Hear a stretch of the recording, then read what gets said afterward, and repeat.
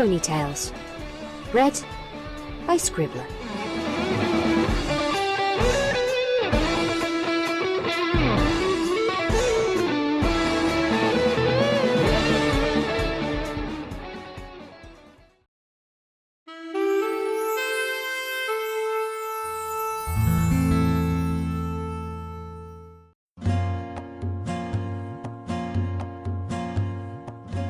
An Apple a Day by Craine.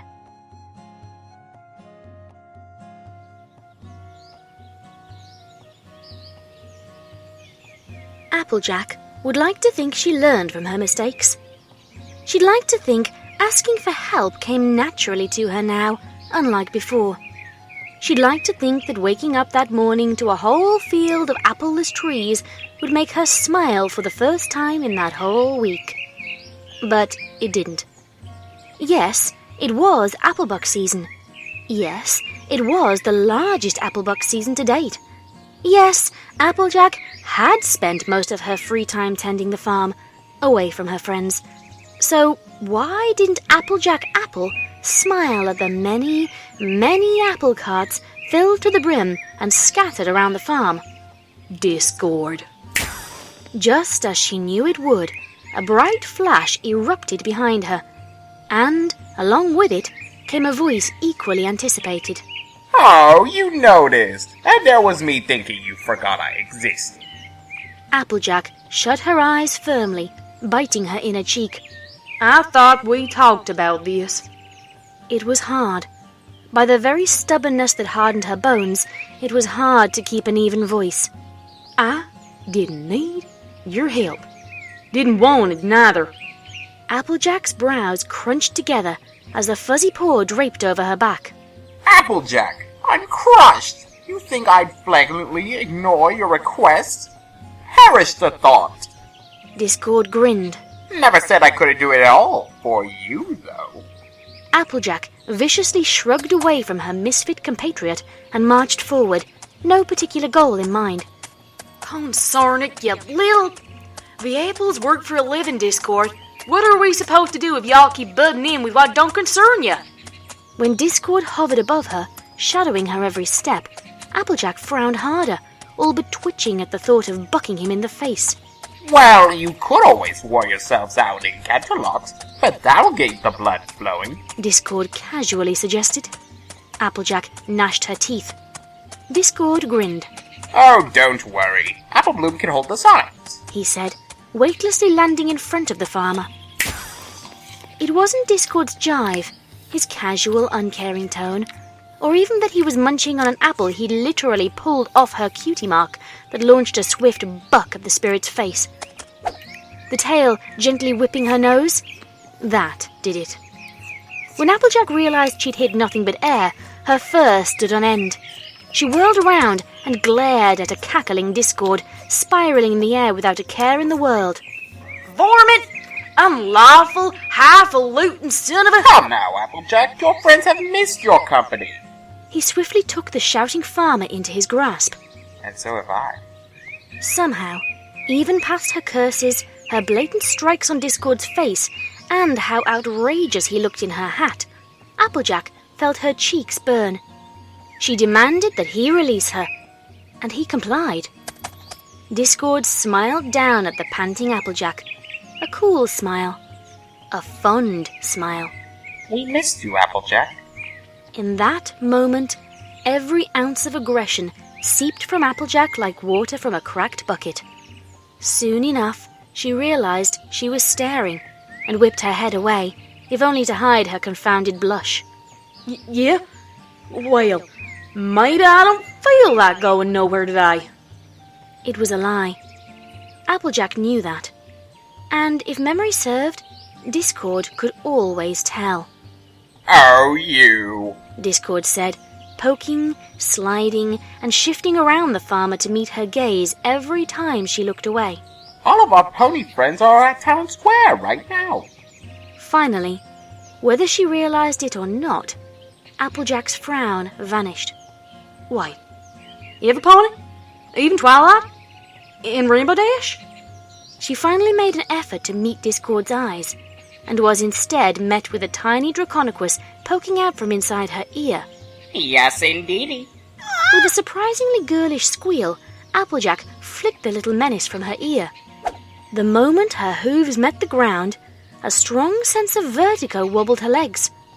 A maroon, serpentine body pressed up against her chest and belly, and her hooves left the ground entirely.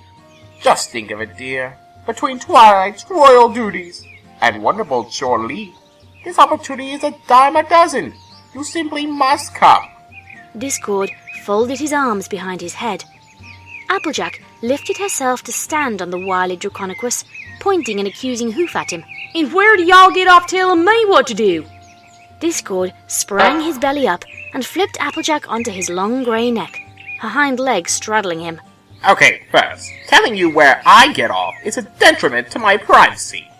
Second, think of this as a gentle persuasion.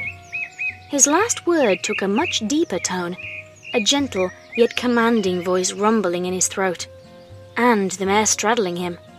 Before she could stop herself, Applejack shuddered quietly, her eyes rolling ever so slightly. Applejack looked down at a smirking Discord, and her face went even redder. Call it what you want, Discord. She grudgingly tore herself from her visitor and jumped to the ground, walking back to the farmhouse. Now, if y'all don't mind, I got work to do. Yes, showing him who's boss. That's what it was all about. Applejack wouldn't let some fool-headed Draconequus persuade her. No chance in a frozen hell. He could pry, poke fun, and smooth talk until he was blue in the face, but Applejack would have none of it. Not a single kilogram of that foolishness. Suit yourself. Applejack sputtered and stopped dead in her tracks. Suit yourself?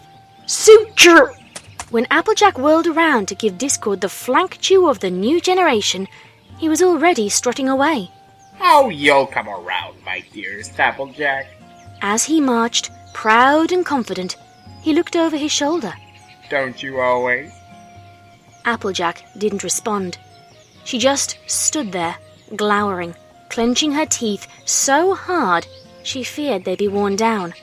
Her eyes were hopelessly transfixed on Discord, his swanky steps fading into the sunrise. It was sad. Downright pathetic, really.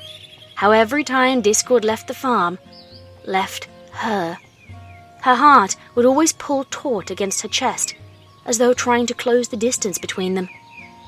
Applejack glared at the shadow pulling away from her, and, like a filly who didn't know any better, she pressed her hoof down upon it, somehow believing it would stop Discord. Then she scraped back, somehow believing it would bring him closer. Get your ass back here, she muttered. To gallop forward and tackle Discord off his feet was an urge Applejack was shamefully familiar with.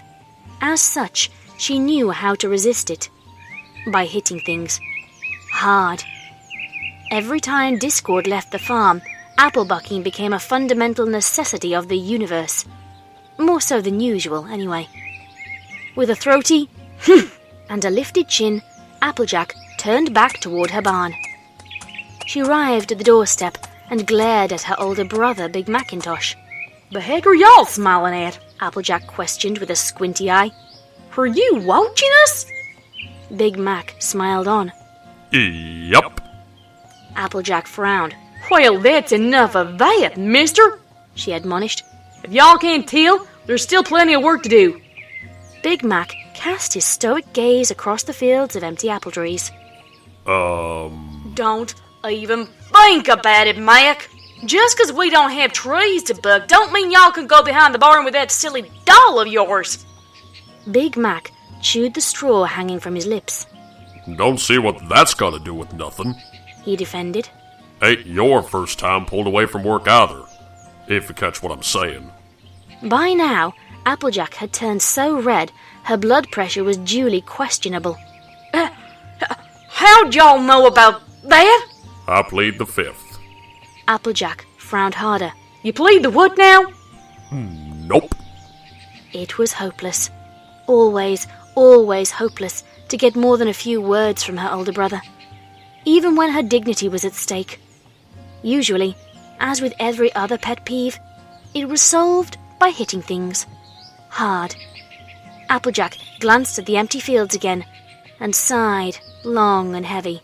I see what he's doing, you know, she muttered, ignoring the glance from her brother. trying to kill the workload so he can do whatever he does. Like getting behind your tail? Mike! Applejack shoved a hoof in her brother's muscled side. I'm your little sister, for Pete's sake. Y'all should be defending me. A quiet laughter rumbled in the large workhorse's chest. It didn't come out, though. That would be silly. AJ, you ain't been the same since your two friends shipped off. Much as I used to complain, that feller's been the best thing that's happened to you since, well, since Twilight first came. Applejack thought. No, she was quite certain. Her fellow farmer was asking for a buck in the head. She couldn't even speak, wary of what sewage may have spewed. Who replaced all your worn tools with polished and oiled ones? Applejack whipped her head away. Oh, we didn't need any of that. We were doing just fine without him. Who tutored Applebloom in her schooling?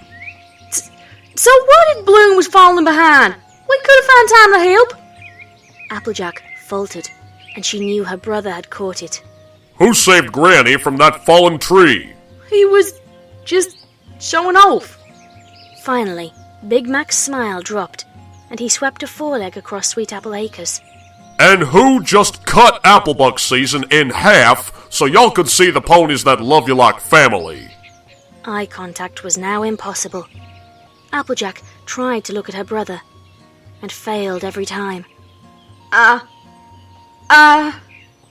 Big Mac didn't say another word, yet he stared at his sister, patiently waiting for her answer. He didn't expect Applejack to collapse on her belly with a defeated sigh. Oh, well, me, Mac. Neither Applejack nor Big Mac could remember a time she sounded so weak, so vulnerable. Me, of all ponies? He could have picked any pony. Heck, I thought he was sweet on Fluttershy for the longest time. She lay her chin on her crossed forehooves. Well, me. There was a silence, a numbing silence. As Applejack sighed again, a large red hoof fell on her back. Why don't you ask him? Right there, every weak bone in her body, the bones that ponies were forbidden to know about, cried out, pleading for help, begging to know the right words when she did ask discord. In a crushing moment of weakness, Applejack almost gave in and asked her brother how she could truly face what had happened between her and the ancient spirit. Almost. Big Mac chewed on his straw again, watching Applejack rise and saunter away. And just where are you wandering off to? Applejack stopped, unsure whether or not to show Big Mac her frown. He already knew where she was going, and why. To get my hat back, Applejack lied, in a voice all too low. Understandable, though. It was a subtle way to hide the smile from her voice. I'll be back in an hour. Or 6? The facade was crushed, and Applejack whipped her frowning blush to a grinning Big Mac. But, like a clump of ash, her frown crumbled, and with that came a smile. Finally, after 7 days of knitted brows, pursed lips, and inaudible grunts, Applejack smiled. 12. Her smile grew. Make it 12. Applejack turned back and marched with a spring in her step. A spring that she was certain, until that very moment, she'd never have again.